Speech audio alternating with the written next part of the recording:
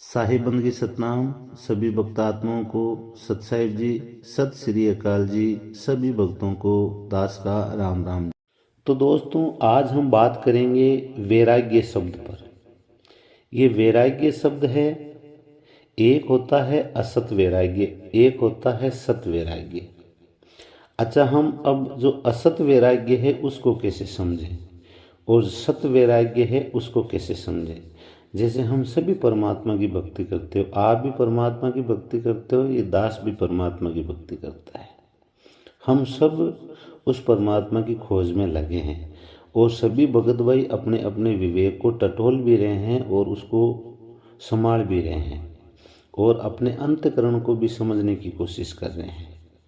पर जो ये वैराग्य है परमात्मा के प्रति, इसको हम कैसे समझें। हमारा वैराग असत है या हमारा वैराग सत है।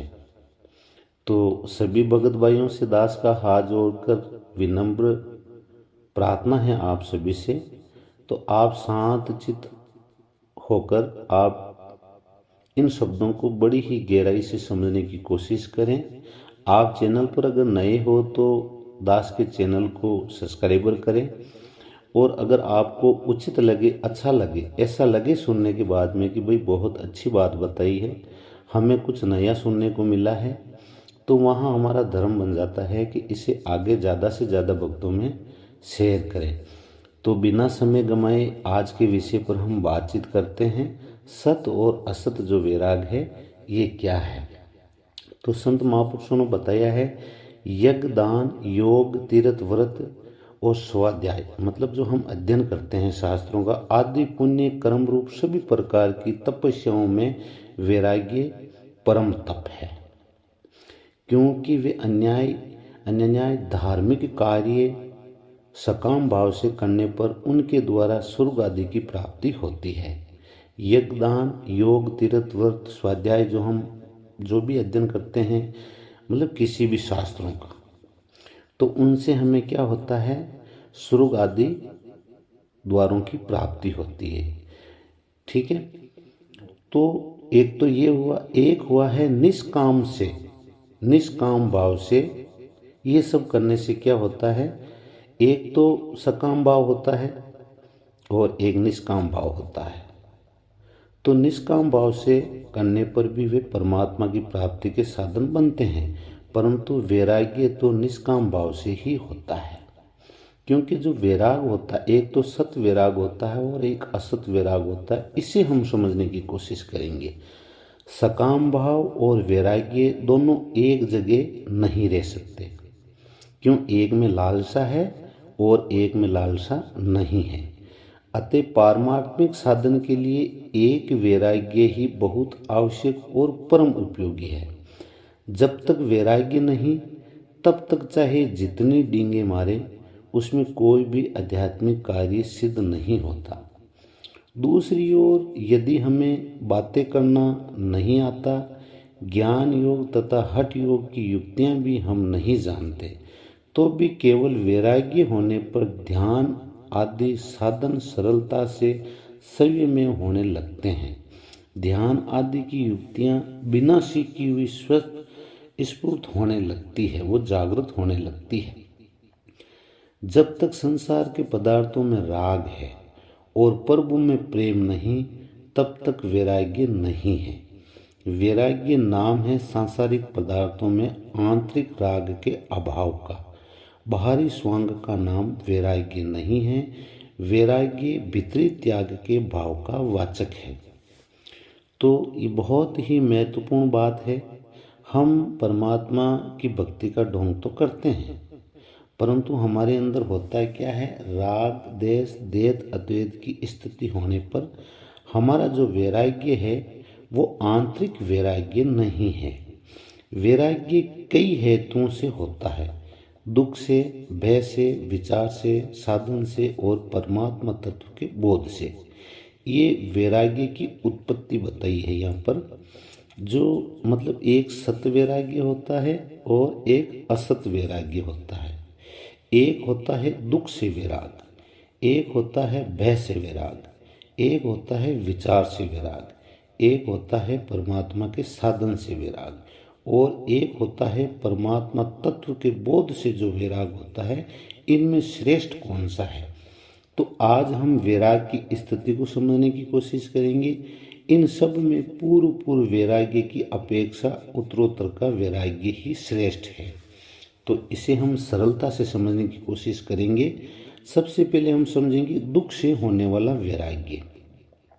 घर, धन, स्त्री, पुत्र, परिवार आदि की अनुकूलता न होने पर तथा परिस्थिति की प्रतिकूलता प्राप्त होने पर जो मन में संसार के त्याग की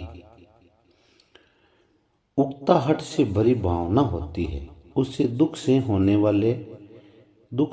वाला वैराग्य कहते हैं। यह दुख से होने वाला वैराग्य असली नहीं है, क्योंकि हमें आराम नहीं मिला, दुत्कार मिली, तिरस्कार मिला या मनमानी चीज नहीं मिली, तो मन में भाव आया कि छोड़ो संसार को। इसमें क्या है? संसार में तो केवल दुख ही दुख भरा पड़ा है। इस प्रकार का वैराग्य तो सभी को हो सकता है। कुत्ता भी तनी हुई लाठी देखकर भागता है, अपनी जान बचाता है। वह यथार्थ वैराग्य नहीं है। इसमें जो कुछ उकताहट है और अनुकूलता का अनुसंधान वे वैराग्य नहीं है। उसमें तो सिर्फ राग ही कारण है, क्योंकि दुख के कारण हटने पर, अनुकूलता प्राप्त हो जाने पर वह त्याग का भाव रहना कठिन है। क्योंकि जैसे इसमें बताया है कि दुख से होने वाला वैराग्य, तो कई क्या करते हैं, अपने जीवन से हार कर वो साधु बन जाते हैं। उनको वैराग हो जाता है कि इस संसार में कुछ भी नहीं है। परंतु क्या होता है कि आगे चल कर जब माया उनके ऊपर राज करती है, दुनिया उनको मानने लगती है, जो भोग उन्हें चाहिए था, जो पहले नहीं मिला था, जो भोग उन्हें नहीं मिला, उसको लेकर जो उन्हें वैराग हुआ था, आगे चलकर वो सुख सुविधा होने की वजह से वो अपने वैराग्य से भटक जाता है। इसलिए ये असत वैराग हुआ। तो ये हमें हमारे जीवन में अच्छी तरह से समझना होता है। यदि प्रतिकूलता नहीं रहे, सब कुटुंबीजन मनोनुकूल सेवा करने लगे, तो फिर वो वैराग्य भूल जाता है। क्योंकि अब क्या है, उनकी वापस आवादर होने लग गई, मतलब कुछ उनको मानने लग गए, उनकी सेवा चाकरी करने लगे। इसलिए वो अपना जो एक दिखावटी जो वैराग्य था, ठीक है, उस पद से वो गिर गया। तो इसलिए इसको असत वैराग बोला है संतों ने।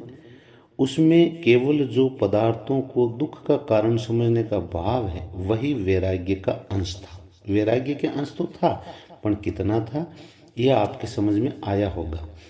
इस प्रकार दुख के कारण होने वाला वैराग्य यथार्थ वैराग्य नहीं है, किंतु उस समय यदि संग अच्छा मिल जाए तो वही वैराग्य अधिक बढ़कर आत्म द्वार में कारण बन जाता है, आत्म कल्याण का उद्धार करने वाला बन जाता है।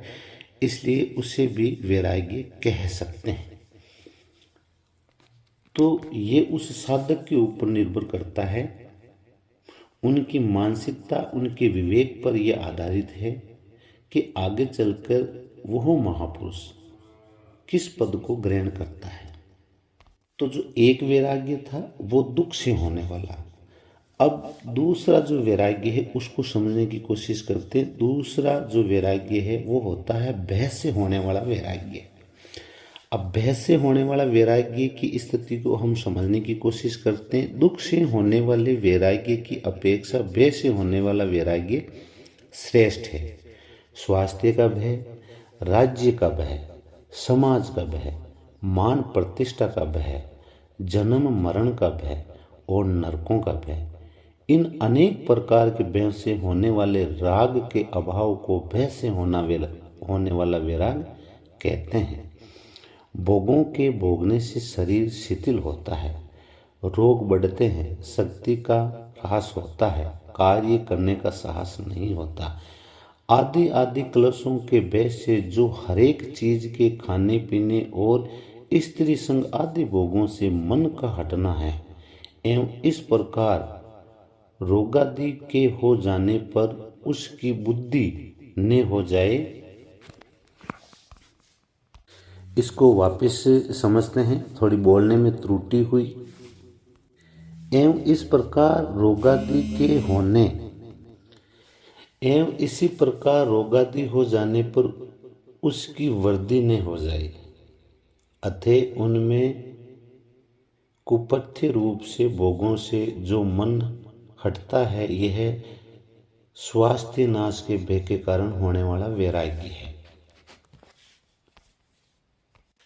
जुर्माना, कारागार, फांसी, भय से चोरी, व्यभिचार, डकैती, हिंसा आदि अत्याचार अन्याचार से प्राप्त होने वाले रोग भोगों से जो मन का हट जाना है, यह राज्य के भय से होने वाला वैराग्य है।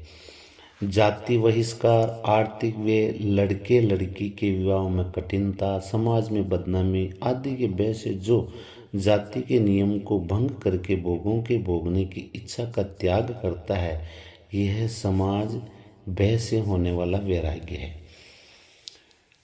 वैश्यागमन, मंदिरापान, हिंसा आदि के कुल परंपरागत मान का नाश होगा तथा लोग हमें नीची दृष्टि से देखेंगे। ऐसे विचार से लौकिक मर्यादा को छोड़कर भोग के त्याग का जो भाव है, यह मान प्रतिष्ठा के भय से होने वाला वैराग्य है।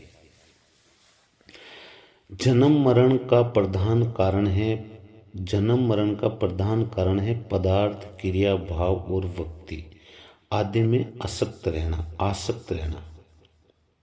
इन पदार्थों का चिंतन होगा तो मरने के समय भी इन्हीं का स्मरण होगा और अंतकालीन स्मरण के अनुसार ही आगे हमारा जन्म होगा। इस भय से पदार्थ, क्रिया आदि में जो राग का न रहना है, यह जन्म मरण के भय से होने वाला वैराग है। काम, क्रोध, लोभ वर्तियों के वश होकर शास्त्र के विपरीत पदार्थों का अन्यायपूर्ण सेवन करने से वेतरणी,